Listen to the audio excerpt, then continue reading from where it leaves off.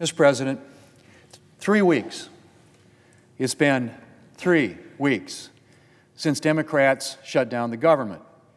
Since Democrats chose to put the demands of far-left activists ahead of serving the American people. And over the last 3 weeks, Mr. President, it's the American people who have borne the consequences of Democrats' shutdown. Thousands of flights have been delayed. Nutrition assistance for millions of needy families is in jeopardy. Military families are turning to food banks in unprecedented numbers.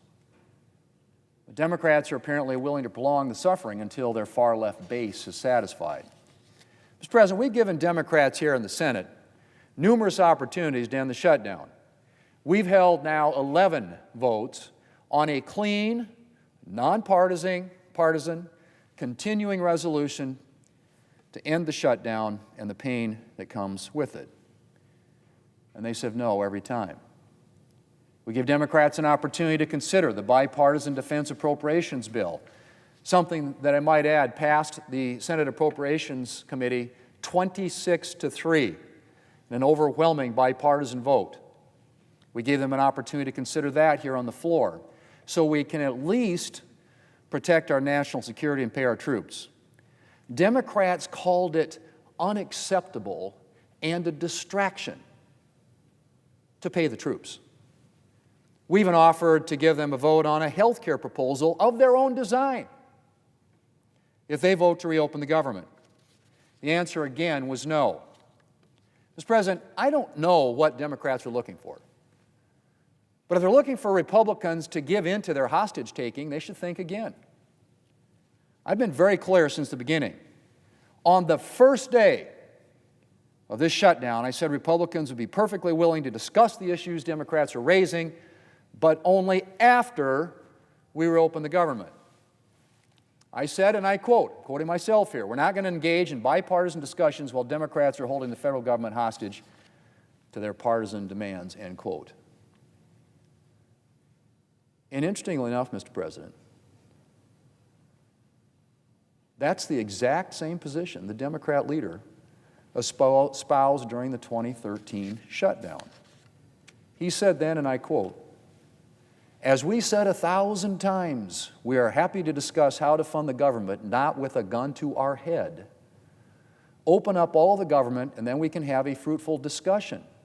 Then we will discuss things, but as has been said over and over, not with a gun to our heads," end quote. That from the Democrat leader back in 2013. He espoused the same position, interestingly enough, again in 2019, noting, and I quote again, "We cannot ever hold American workers hostage again," end quote. And yet here he is in 2025, holding American workers and government funding hostage. I guess he's forgotten his own words. Or maybe it's just situational. Like a lot of things. They've just adopted a political position, not a real one.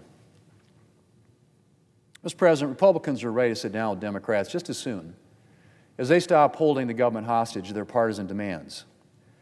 As I said, we've actually offered to guarantee them a vote on the Obamacare issue that they are raising.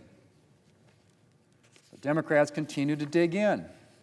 They say we have to agree to their demands before they'll agree to pay our troops, before federal workers can have certainty about putting food on the table and paying their bills, before needy families can be sure that nutrition assistance will be there for them. They say all of this has to wait until after we fix a problem Democrats created. Because let's be clear, Mr. President, the Obamacare cliff that Democrats are so worked up about is the result of their own choices. Democrats wrote Obamacare. They passed Obamacare without a single Republican vote. They created the Obamacare COVID credits without a single Republican vote. And they extended the COVID credits, and then they chose the expiration date without a single Republican vote. That's right, Mr. President. They chose the expiration date. And then they chose not to address that expiration date when they had the majority here in the Senate for the last 4 years.